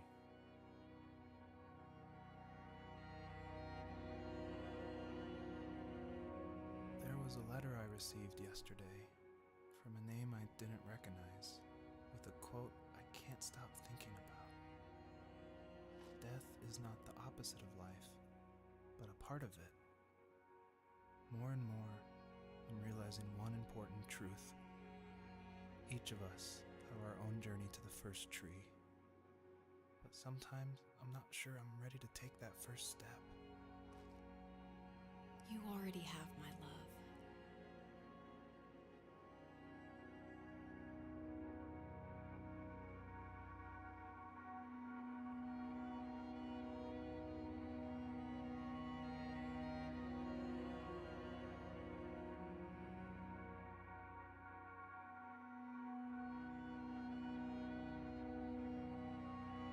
しょげてる。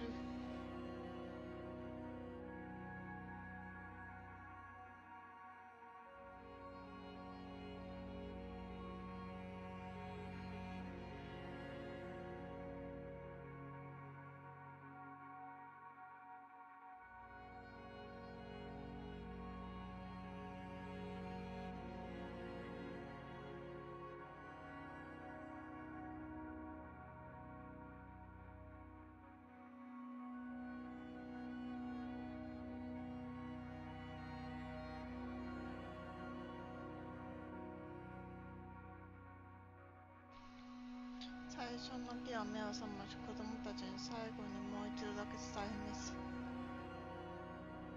彼女は、いや、大丈夫です。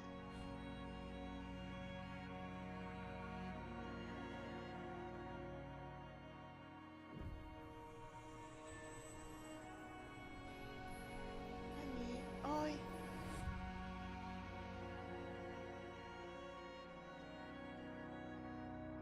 guess her journey was over. But I have no idea. It was only a dream, a distraction from tomorrow. I don't think dreams normally bring back to memory so many important feelings. Maybe it was just a dream, but it was also a gift. Yeah, I suppose. But tomorrow we're getting on a plane to the last place on Earth I want to be. The only person that would have made the trip worth it is gone. You're going to see him and be with him one last time before you say goodbye. I have one last quote for you by Emerson, sealed in an imaginary letter from me to you. It is the secret of the world that all things subsist and do not die, but only retire a little from sight and afterward return again. Go to sleep, my love. We have a big day tomorrow, but I'll be there with you every step of the way. Thank you. Thanks for listening. Good night, Rachel. Good night, Joseph.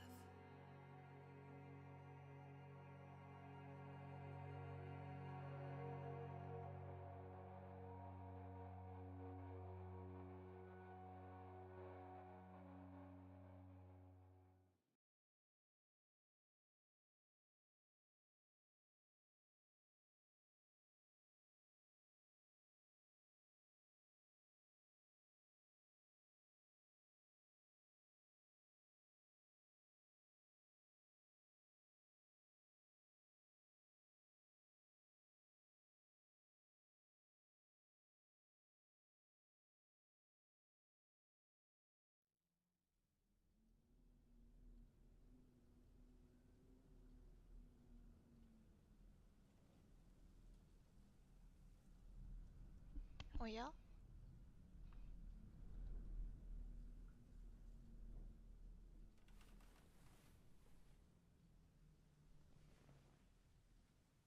うん、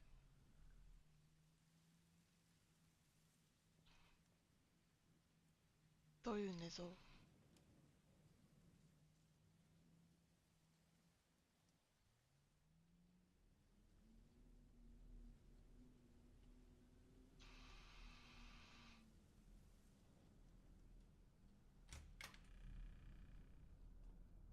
ファッツ。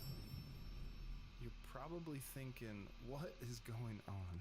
And that was definitely my intention for this epilogue part of the first tree.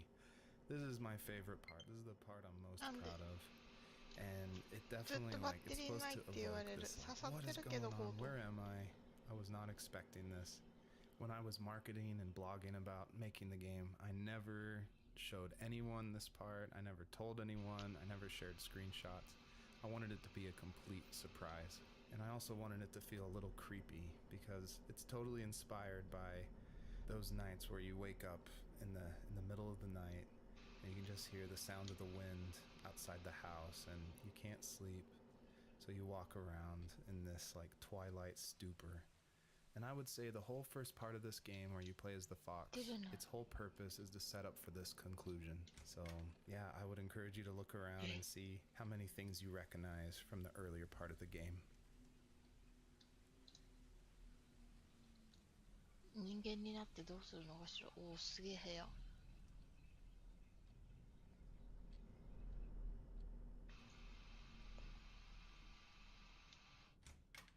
あ、出れちゃった。人間になりたいわけでは。 I tried hard to foreshadow this epilogue just because I wanted it to be a surprise, but I didn't want it to feel too out of place that it would be humorous. And so Joseph, earlier in the game, he would say things like, I felt like I was right behind the fox the whole time. In my mind, the camera perspective acts as a metaphor for who the player is, what they're seeing, with if the camera represents Joseph, or just like that video game trope of having the camera follow you. I guess the big question I wanted the player to ask themselves, is this a dream as well? And if so, does that even matter?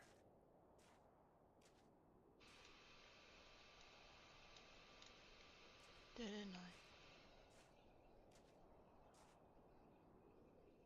どんなところに家構えてんの？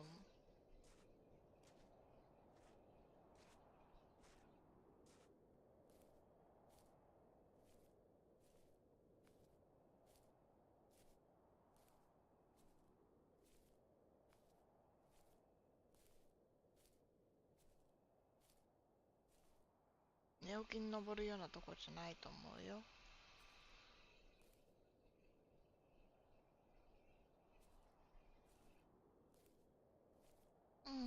どこだ？どこに行くんだ？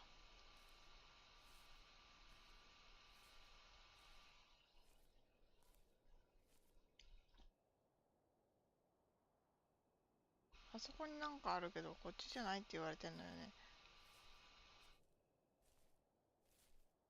ずっと。多分行く場所間違っているんだろうけど。どこが正解なんだ？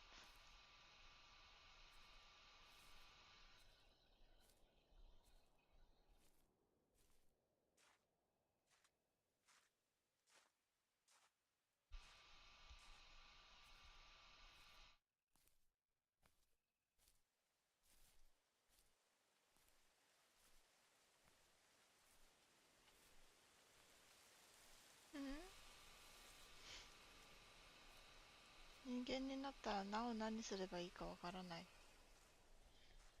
このゲームは終わったってことですかね。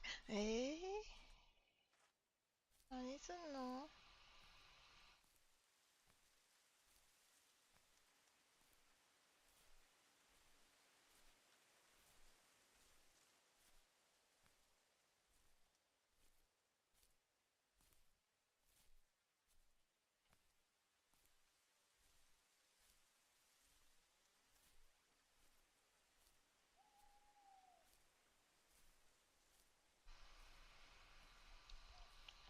全体的に見たことがない。何これ、テント？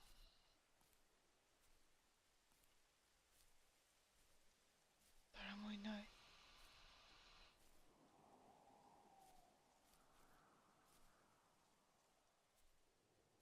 あ、なんかある。意見。取り忘れですか、私の。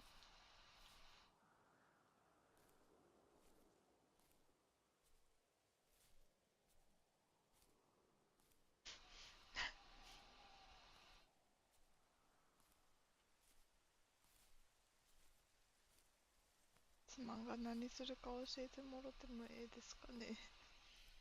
どこにも行けないのに歩かされてもな。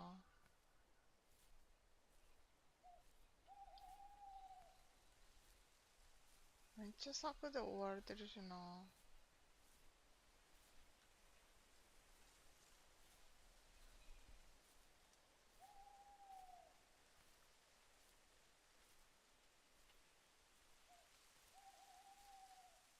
廃車じゃん。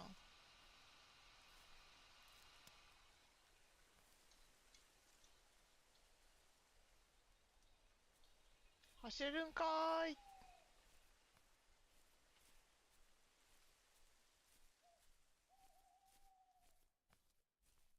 いけない。何すんの？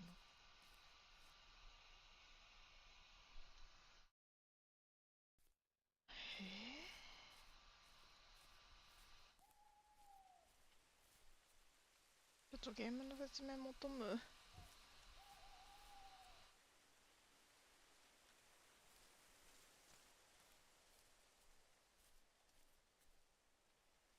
突っかかった。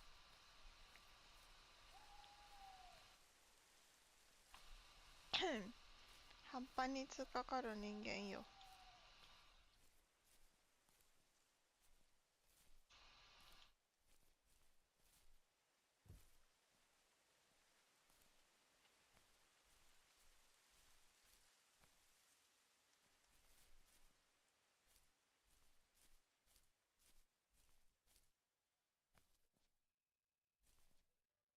いけない。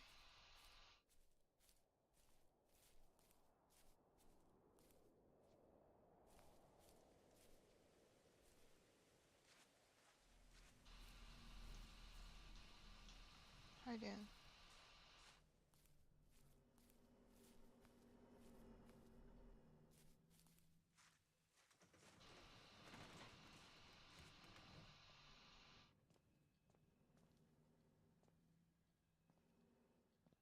カメラむずっ。ちょっと歩いてもらっていいですか？開けらんない。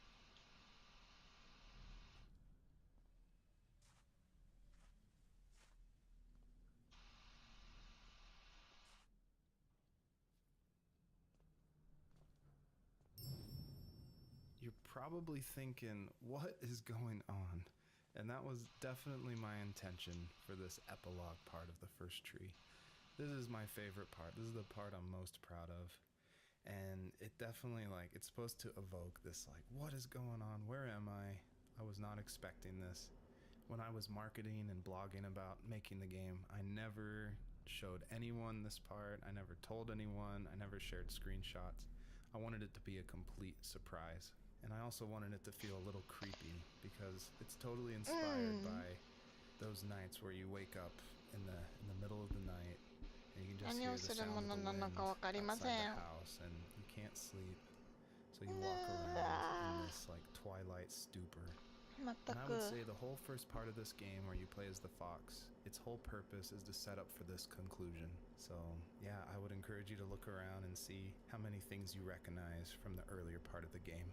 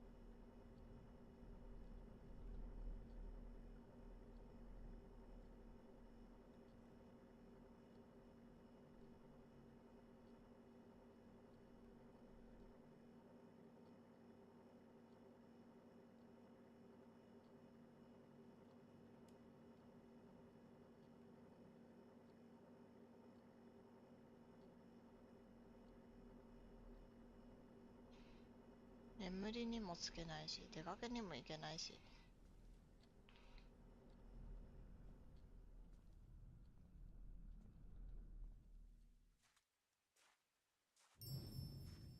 I tried hard to foreshadow this epilogue, just because I wanted it to be a surprise, but I didn't want it to feel too out of place that it would be humorous. And so, Joseph, earlier in the game, he would say things like, I felt like I was right behind the fox the whole time. In my mind, the camera perspective acts as a metaphor for who the player is, what they're seeing, if the camera represents Joseph, or just like that video game trope of having the camera follow you. I guess the big question I wanted the player to ask themselves, is this a dream as well? And if so, does that even matter? ここ開かないもんね。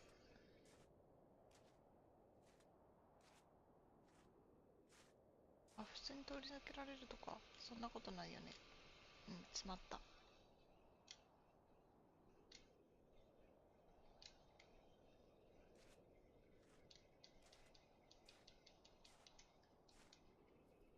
What?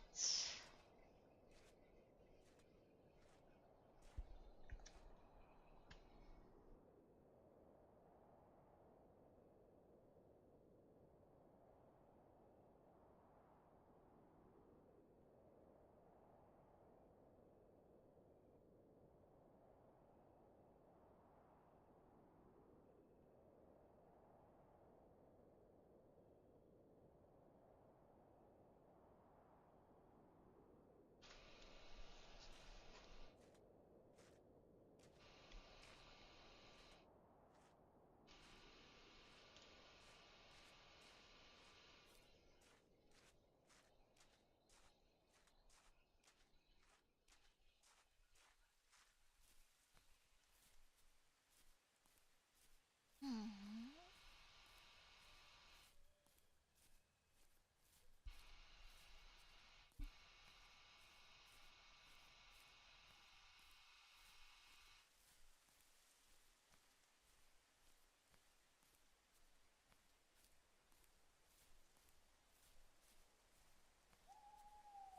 車か。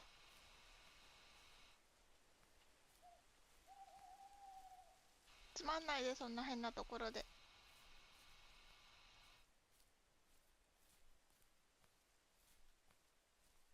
キラキラしてるのここだよな。どうやって中入るんですかね。よいしょ。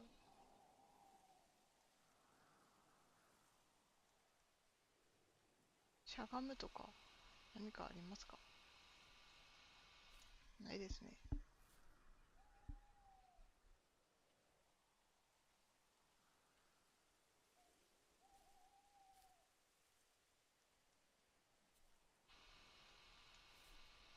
操作の仕方を教えてくれ。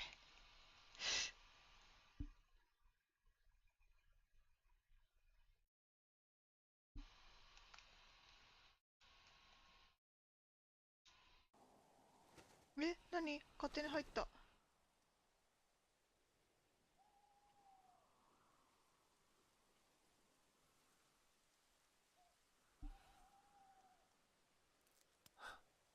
え？ What the hell? なんかおる。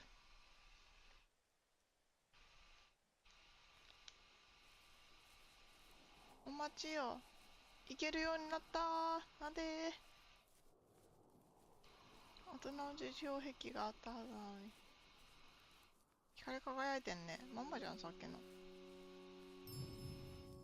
I purposefully fade out the crosshair in the middle of the screen because I wanted it to be a direct callback to the camera following the fox in the first 5 levels of the first tree.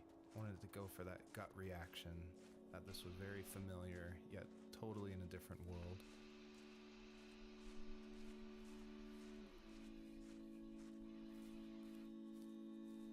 早いです。すみません。もうちょっと後ろ振り向いてもらっていいですか？早いです。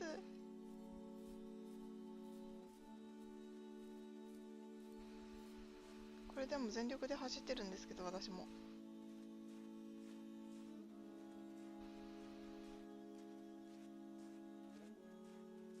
ちょっと待ってくれたりとか。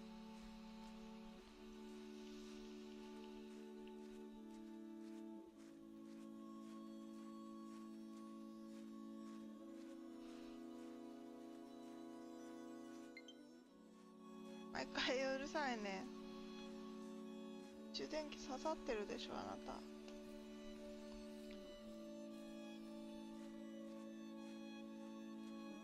追いつかないって。ショートカーじゃ。キツネに追いつけ。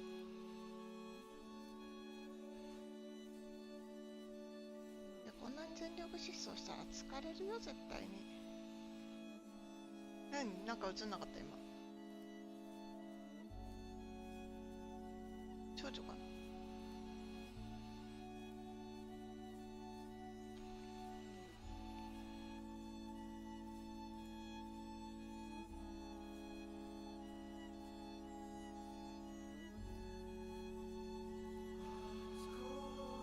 なんか歌始まったんだけど何？終わりかな？短くない？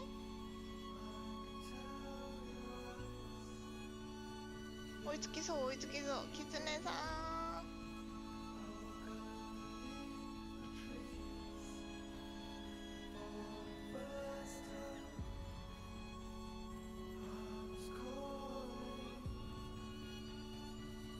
追いついた追いついた。私の方が早い。やばい追いついた追いついた。見づらい。追いつくと追い抜いちゃう。せめて並行して走らない？人間の方が足速いってどういうこと？あ、抜かれ始めた。なんかある。ダッシュ速っ。疲れたって。What is this? あれ？世界記のとこまで来た。キツネいなくなった。Thank you for making it to the end of my game.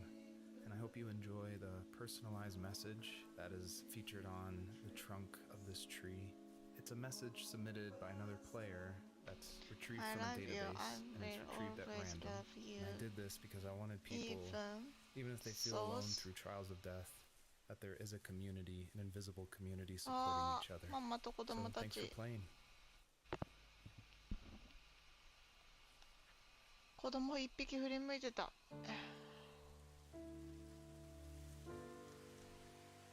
読めなかった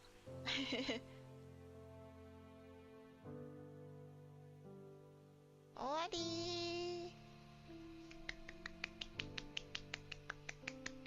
終了しました。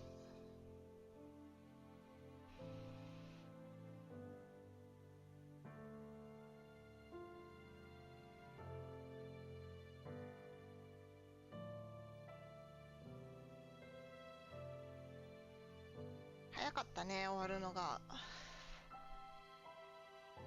あと落っこちるところ変えたらちょっとストーリー変わったのかななんていう疑問がありますが、はあ、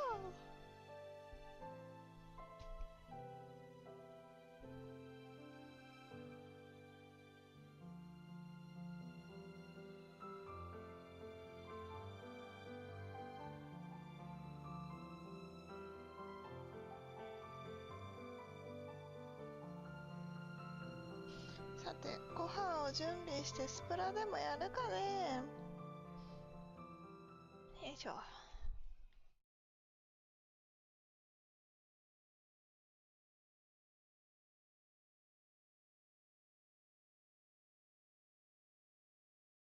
タイトルコール来たから終わりっしょ。終わったわ。子供たちいる。あれ最初からいたっけ？覚えてないやでは、ザ・ファーストツリー終わり。初めて1本の配信で終わってしまいましたね。案外短かった。あんなに迷子になってたのに。感覚的にはとても短かった。ということで、コメント等はございませんでしたが、YouTube の方だけでね、終わりたいと思います。お疲れ様でした。